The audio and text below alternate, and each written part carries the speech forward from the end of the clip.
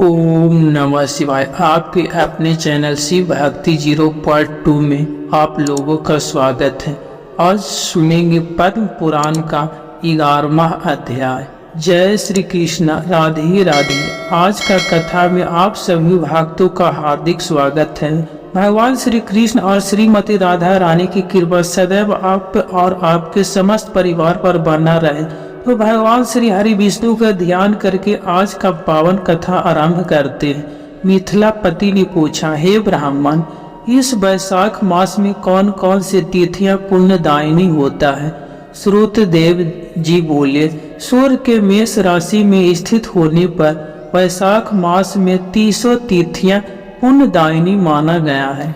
एकादशी में किया हुआ पुण्य कोटि गुना होता है। उसमें स्नान, दान, तपस्या, होम, देव पूजा, पुण्य कर्म एवं कथा का श्रवण किया जाए तो वह तत्काल ही मुक्ति देने वाला होता है। जो रोग आदि से ग्रस्त और दरिद्रता से पीड़ित हो वह मनुष्य इस पुण्यमय कथा को सुनकर कृत होता है। वैशाख मास मन से सेवन करने योग्य है, क्योंकि वह समय उत्तम गुणों से युक्त है। दरिद्र, धनाग, पंगु, अंधा, नपुंसक, विद्वान, साधक, स्त्री, पुरुष, बालक, युवा, विध तथा रोग से पीड़ित मनुष्य ही क्यों न हो। वैशाख मास का धर्म सबके लिए अत्यंत सुख साध्य है। परम पुण्यमय वैशाख मास में जब सूर्य मेष राशि में स्थिर हो तब पाप नाशनी अमावस्या कोटि गया के समान फल देने वाला होता है। हे राजन, जब पृथ्वी पर राजर्षि सवर्णी का शासन था उस समय 30वें कलयुग के अंत में सभी धर्मों का लोप हो चुका था। उसी समय अनंत देश में धर्म वर्ण नाम से विख्यात एक ब्राह्मण थे। मुनि वर्ण धर्म वर्ण ने उस कलयुग में ही किसी समय महात्मा मुनियों के सत्र याग में सम्मिलित होने के लिए पुष्कर क्षेत्र की यात्रा किया।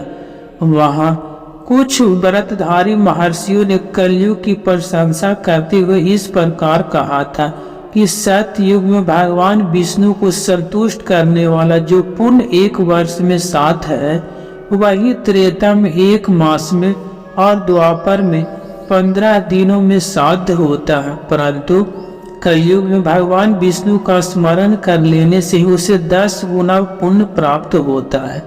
कलयुग में वह थोड़ा पुण्य भी कोटि गुना हो जाता है।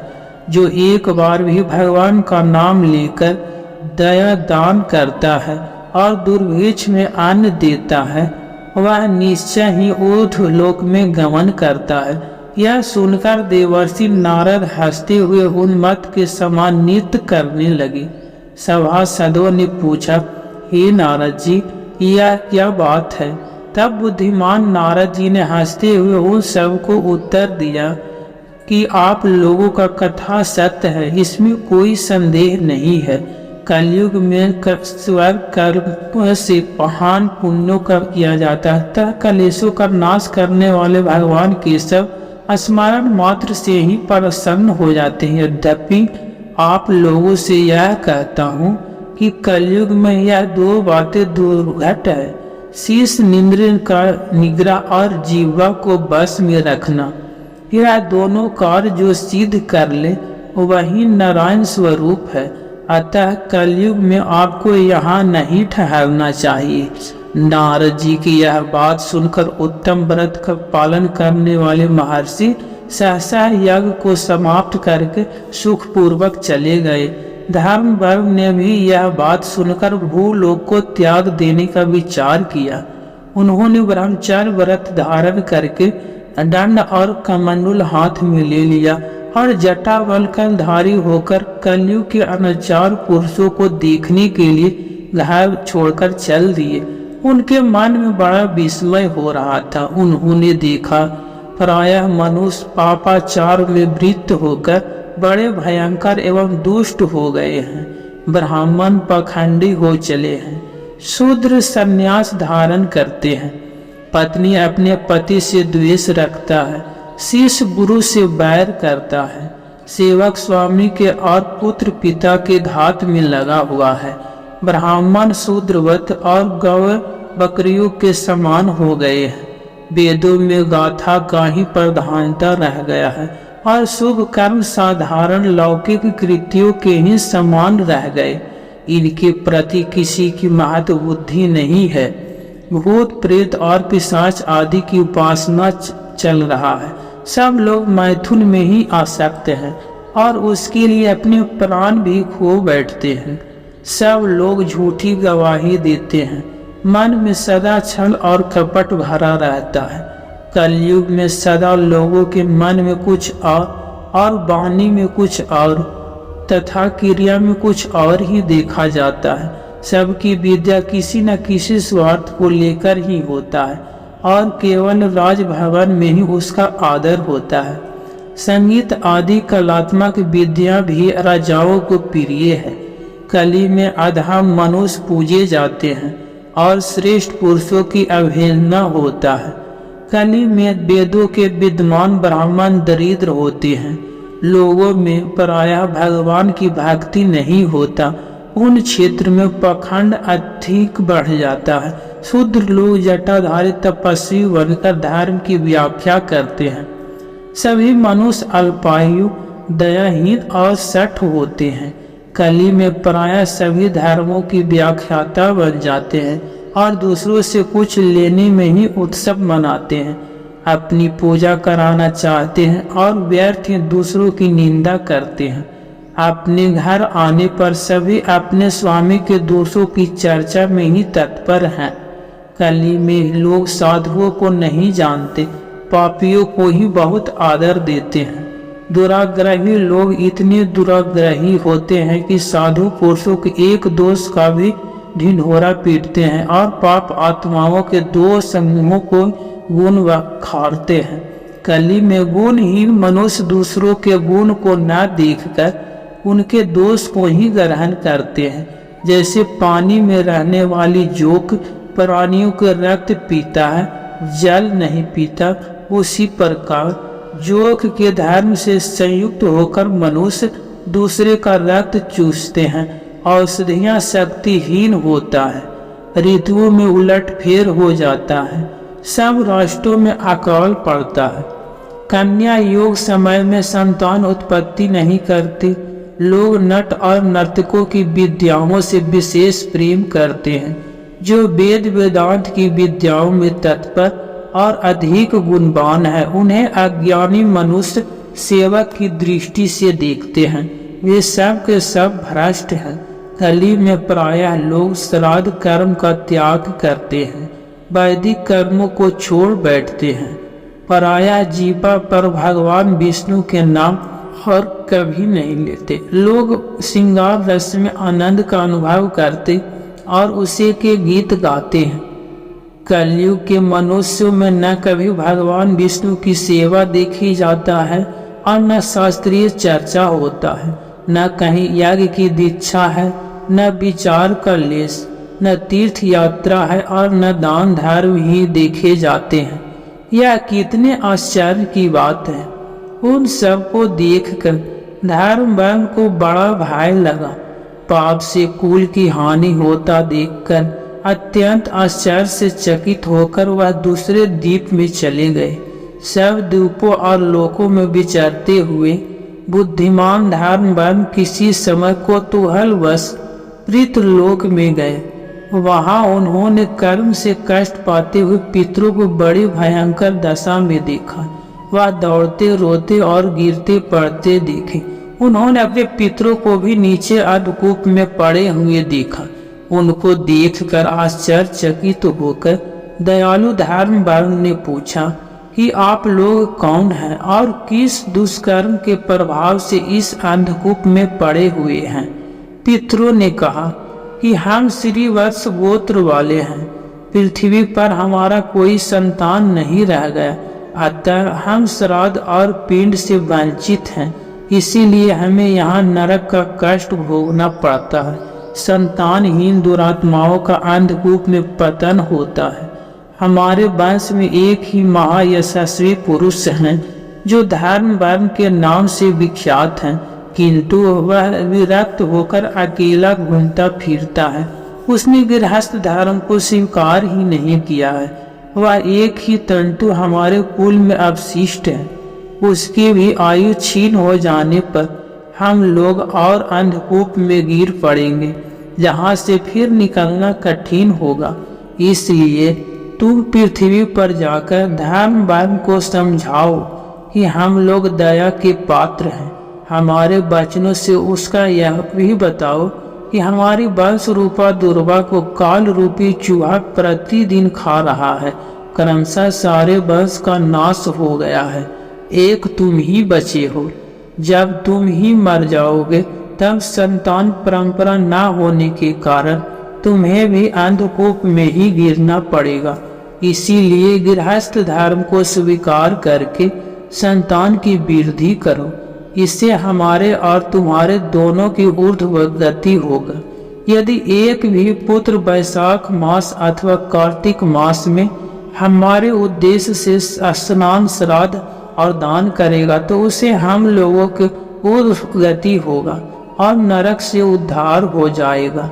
यदि एक पुत्र भी भगवान विष्णु का भक्त हो जाए, एक भी एकादशी का व्रत रखे अथवा एक भी भगवान विष्णु की पाप नाशक कथा सुने, तो उसके 100 बीती हुई पीढ़ियों का तथा 100 भावी पीढ़ियों का उद्धार होता है। वे पीढ़ियां पाप से आवृत होने पर भी नरक का दर्शन नहीं करती। दया और धर्म से रहित पुण्य बहुत से पुत्रों के जन्म से क्या लाभ, जो कुल में उत्पन्न होकर सर्वव्यापी भगवान नारायण का पूजा ही नहीं करते। इस प्रकार प्रिय वचनों द्वारा धर्मवान को समझाकर तुम उसे विरक्ति पूर्ण ब्रह्मचर्य आश्रम से गृहस्थ आश्रम में प्रवेश करने की सलाह दो। पितरों की यह बात सुनकर धर्मवान अत्यंत विस्मित हुए और हाथ जोड़कर बोले, मैं ही धर्मवान नाम से विख्यात आपका वंश का दुराग्रही बालक हूँ। यज्ञ में महात्मा नारद जी का यह वचन सुनकर कलयुग में पराया कोई भी रसनिंदीय और शिष्यनिंदीय को दृढ़ता पूर्वक संयम में नहीं रखता। मैं दुर्जनों की संगति से भयभीत होकर अब तक दूसरे द्वीपों में घूमता रहा। इस कलयुग के 3 चरण बीत गए और अंतिम चरण में 3.5 भाग व्यतीत हो चुका है। मेरा जन्म तो व्यर्थ ही बीता है, क्योंकि जिस कुल में मैंने जन्म लिया उसके माता पिता का ऋण को भी नहीं चुकाया। पृथ्वी के भारभूत उस शत्रु तुल्य पुत्र के उत्पन्न होने से क्या लाभ, जो पैदा होकर भगवान विष्णु और देवताओं का पितरों का पूजा न करें। मैं आप लोगों की आज्ञा का पालन करूंगा। बताइए, पृथ्वी पर किस प्रकार मुझे कलयुग से और संसार से भी बाधा नहीं प्राप्त होगा। धर्मवान की बात सुनकर पितरों के मन को कुछ आश्वासन मिला। फिर पितृ बोले, बेटा, तुम गृहस्थ आश्रम स्वीकार करके संतान उत्पत्ति के द्वारा हमारा उद्धार करो। जो भगवान विष्णु की कथा में अनुरक्त होते हैं, निरंतर श्री हरि का स्मरण करते हैं और सदाचार के पालन में तत्पर रहते हैं, उन्हें कलयुग बाधा नहीं पहुंचाता। हे मानव, जिसके घर में शालिग्राम शिला अथवा महाभारत की पुस्तक हो, उसे भी कलयुग बाधा नहीं दे सकता। जो वैशाख मास के धर्मों का पालन करता, माघ स्नान में कर्तव्य करता और कार्तिक में दीप देता है, उसे भी कली का बाधा प्राप्त नहीं होता। जो प्रतिदिन महात्मा भगवान विष्णु के पाप नाशक एवं मोक्षदायी दिव्य कथा सुनता है, जिसके घर में बलि वैश्य विदेश होता है, शुभ कार्य तुलसी स्थित होता है तथा जिसके आंगन में उत्तम गौ रहता है, उसे भी कलयुग बाधा नहीं देता। अतः इस पाप आत्मा युग में भी तुम्हें कोई भय नहीं है। बेटा, शीघ्र पृथ्वी पर जाओ। इस समय वैशाख मास चल रहा है। यह सबका उपकार करने वाला मास है। सूर्य के मेष राशि में स्थिर होने पर 30 तिथियां पुण्यदायिनी माना गया है। एक एक तिथि में किया गया पुण्य कोटि कोटि गुना अधिक होता है। उनमें भी जो वैशाख की अमावस्या तिथि है, वह तो मनुष्यों को मोक्ष देने वाला है। देवताओं और पितरों को बहुत प्रिय है।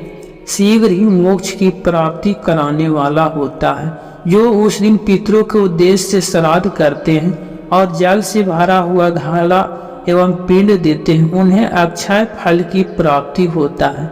अतः हे महामते, तुम शीघ्र जाओ और जब अमावस्या हो तब कुंभ सहित श्राद्ध एवं पिंड दान करो। सबका उपकार करने के लिए गृहस्थ धर्म का आश्रय लो। धर्म, अर्थ और काम से संतुष्ट हो उत्तम संतान पाकर फिर मुनि वृत्ति से रहते हुए सुख पूर्वक द्वीप विचरण करो। पितरों को इस प्रकार के आदेश देने पर धर्मवान मुनि शीघ्रता पूर्वक भूलोक में गए। वहां मेष राशि में सूर्य के स्थित रहते हुए वैशाख मास में प्रातः काल स्नान करके देवताओं, ऋषियों तथा पितरों का तर्पण किया। फिर कुंभ दान सहित पाप विनाशक श्राद्ध करके उसके द्वारा पितरों को पुनर्वृत्ति रहित मुक्ति प्रदान किया।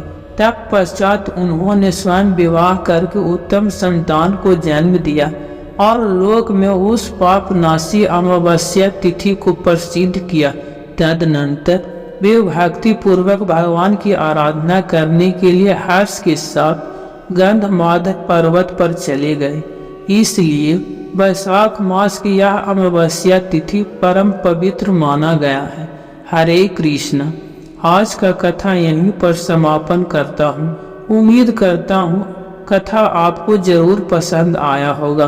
अगर कथा पसंद आया है तो वीडियो को लाइक किया कीजिए, संभव हो तो वीडियो को शेयर भी किया कीजिए और कमेंट बॉक्स में राधे राधे जरूर लिख दीजिए।